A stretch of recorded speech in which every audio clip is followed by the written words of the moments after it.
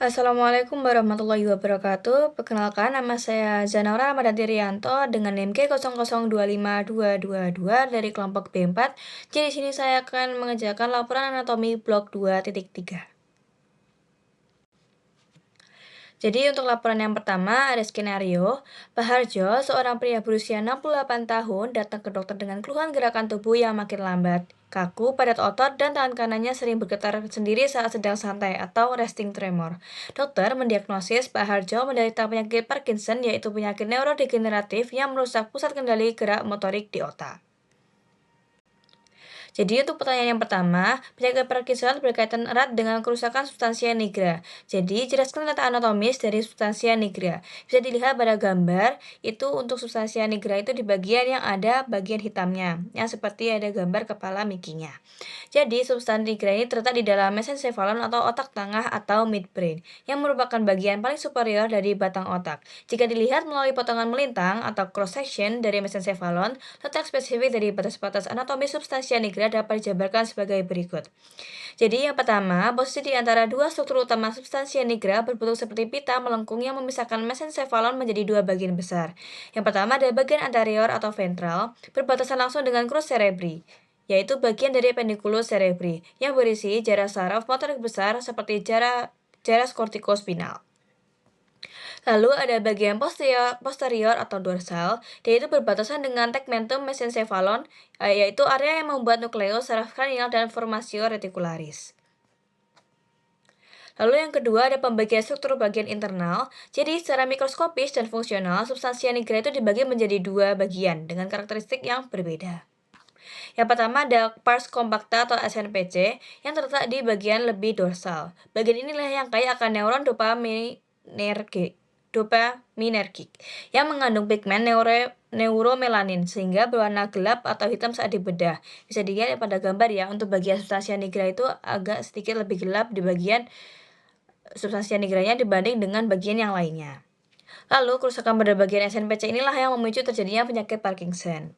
Lalu, ada pars reticulata atau SNPR, dan ini terletak di bagian lebih ventral atau mendekati dengan crus cerebri. Nah, bagian ini lebih banyak mengandung neuron GABAergic yang berfungsi sebagai salah satu output utama dari sistem basal ganglia.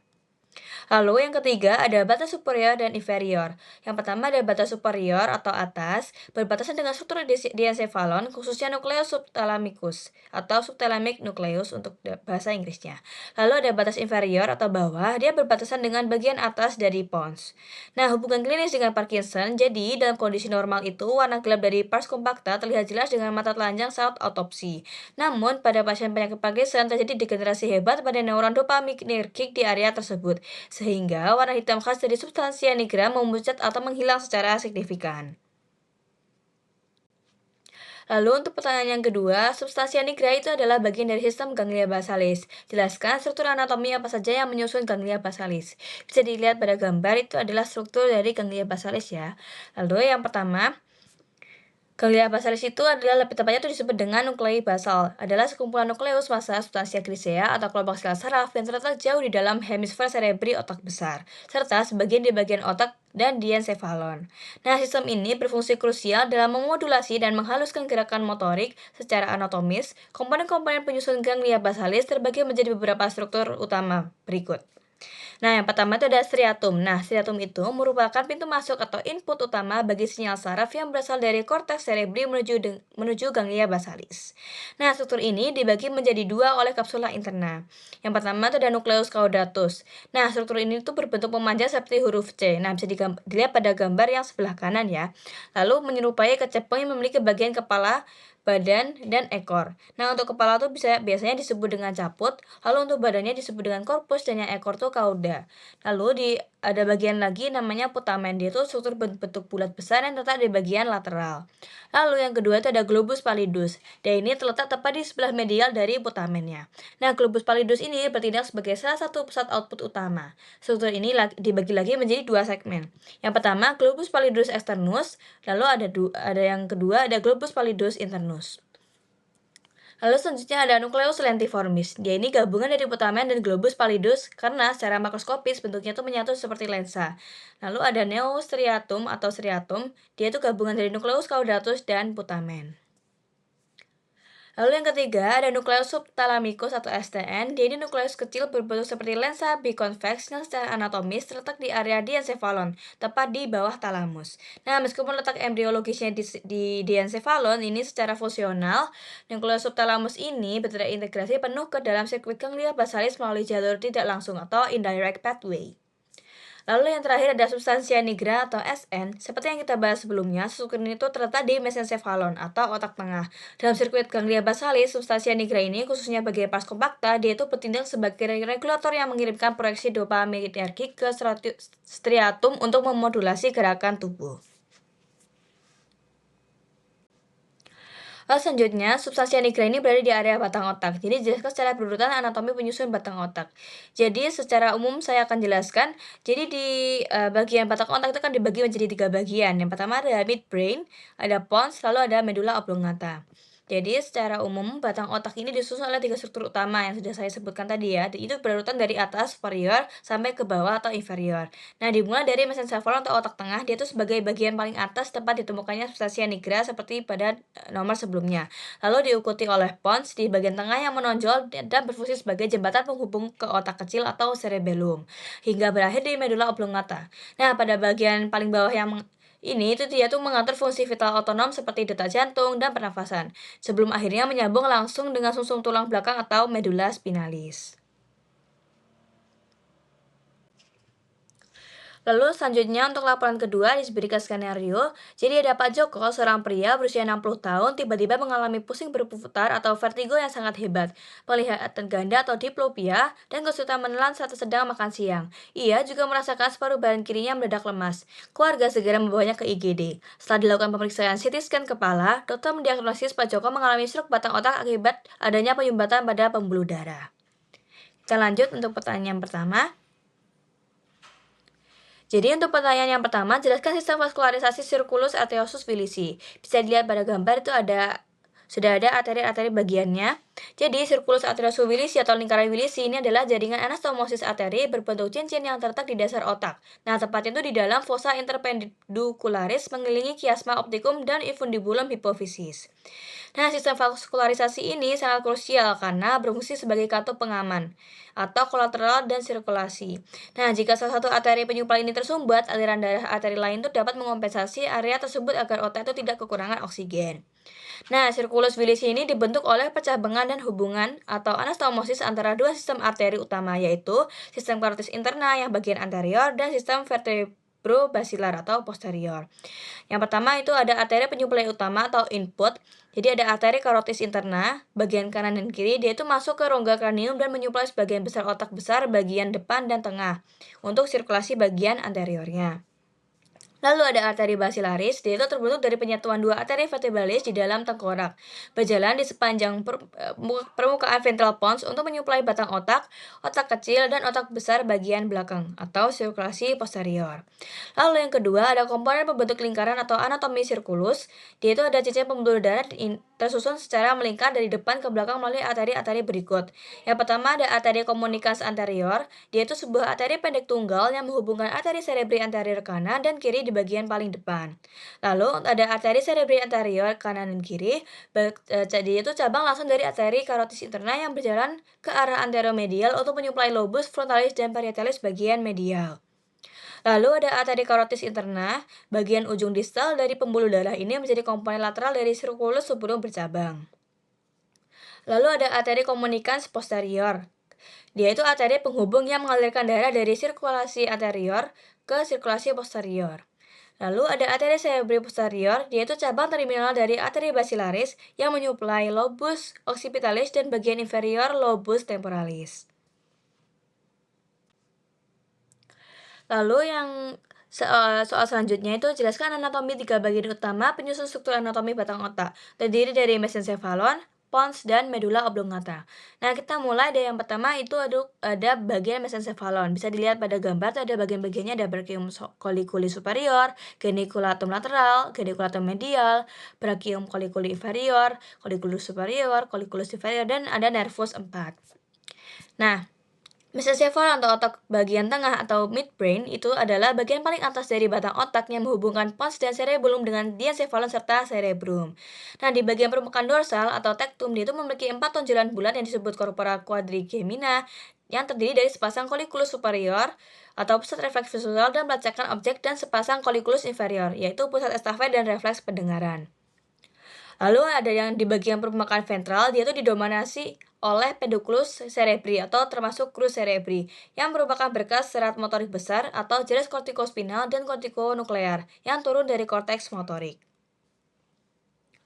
Lalu ada struktur internal yang penting, yaitu tadi substansia nigra, yaitu pita berpigmen gelap yang kaya neuron dopaminergic, atau regulasi motorik lewat sistem ganglia basalis. Lalu ada nukleus rubber atau red nucleus, yaitu massa butir berwarna merah muda yang terlibat dalam kontrol koordinasi motorik ekstrapiramidal. Lalu ada aqueductus cerebri atau Sylvie, dia itu saluran sempit di tengahnya mengalirkan cairan cerebrospinal atau CSF dari ventrikel ketiga ke ventrikel keempat. Lalu ada saraf kranial atau nervus cranialis, yaitu menjadi tempat keluar bagian nervus cranialis 3 atau nervus oculomotorius di sisi medial pedunculus dan nervus cranial 4 atau nervus sacroiliacis, yang unik karena keluar dari permukaan dorsal. Selanjutnya ada bagian pons yang sudah dilingkari, jadi itu ada tonjolan di bagian bawahnya setelah mesencephalon. Jadi, pons itu adalah tonjolan besar berarah transversal yang terletak di antara mesencephalon di atasnya dan medula oblongata di bawahnya, serta tepat di anterior cerebellum. Nah, di sini tuh ada pars-parsnya. Yang pertama ada pars bacillaris di bagian ventral, dan ini bagian anterior menonjol yang didominasi oleh serabut saraf transversal atau fibrae pontis transversae. Nah, serabut ini berjalan menuju pedunculus cerebellaris medius untuk menghubungkan korteks cerebri dengan hemisfer cerebellum atau jalur kortiko pontocerebellar. Nah, di garis tengahnya terdapat sulcus bacillaris tempat lewatnya arteri bacillaris. Habis itu ada tegmentum pontis atau bagian dorsalnya, dia itu di bagian belakang pons yang membentuk lantai atas dari ventrikel keempat. Bagian ini kaya akan formasi reticularis dan nucleus saraf kranial. Lalu ada pusat otonom yang memuat pusat pneumotaksik dan apneustik yang bertugas mengontrol transisi antara inspirasi dan ekspirasi atau regulasi pola nafas. Lalu ada saraf kranial, ini menjadi tempat keluar bagi 4 saraf kranial, yaitu nervus kranial 5, nervus trigeminus, yang keluar dari aspek anterolateral pons berupa berkas sensorik besar dan motorik kecil. Lalu ada nervus kranial 6 atau nervus abducens, lalu ada nervus kranial 7 untuk nervus facialis, dan nervus kranial 8 untuk nervus vestibulocochlearis. Nah, dia ini keluar berurutan dari arah medial ke lateral, pada batas antara pons dan medula oblongata atau sulcus pontomedularis. Nah, bisa dilihat pada gambar tadi sudah dijelaskan untuk bagian pons yang bagian depan atau ventral dan belakang bagian dorsal, yang sebelah kiri dan sebelah kanan. Yang tadi yang di depan atau ventral itu adalah pars bacillaris pontis, dan untuk yang belakang atau dorsal dia itu pars tegmentalis pontis. Lalu selanjutnya bagian paling bawah atau paling terakhir untuk bagian batang otak itu ada medula oblongata. Jadi medula oblongata itu adalah bagian paling inferior dari batang otak yang berbentuk kerucut yang menghubungkan pons di bagian atas dengan medula spinalis di bagian bawah, tepatnya pada foramen magnum. Nah, di permukaan ventral atau piramis, yaitu ada 2 tonjolan longitudinal di sepanjang garis tengah yang memuat jaras kortikospinal atau motorik volunteer. Nah, di bagian bawah medula, sekitar 85% serabut ini tuh menyilang ke sisi kontralateral pada area decustatio pyramidum. Lalu ada namanya oliva, dia itu tonjolan berbentuk bulat lonjong di sebelah lateral piramis yang disebabkan oleh keberadaan nukleus olivaris inferiornya terkait dengan pembelajaran motorik dan koordinasi dengan cerebellum. Lalu pada permukaan dorsal dia tuh membentuk lantai bawah dari ventrikel keempat. Di bagian bawahnya terdapat tuberculum gracile dan tuberculum corneatum yang memuat nukleus tempat sinaps pertama, jaris columna dorsalis atau sensorik propriocepsi, raba halus, dan vibrasi. Lalu untuk pusat vitalnya itu tuh ada kardiorespiratory yang memuat pusat kardiovaskular, seperti yang mengatur detak jantung dan kekuatan kontraksi. Lalu ada pusat vasomotor yang mengatur diameter pembuluh darah atau tekanan darah, serta ada pusat ritmisitas yang medular, itu mengatur ritme dasar pernafasan. Lalu ada saraf kranial yang menjadi tempat keluar bagi 4 saraf kranial terbawah, ada nervus 9, yaitu nervus glossopharyngeus, habis ada nervus 10, yaitu nervus vagus, dan nervus 11, yaitu nervus accessorius, yang keluar dari sulcus di sebelah lateral oliva atau sulcus retroolivaris. Lalu ada nervus 12, yaitu nervus hypoglossus, yaitu keluar dari sulcus di antara piramis dan oliva atau sulcus preolivaris.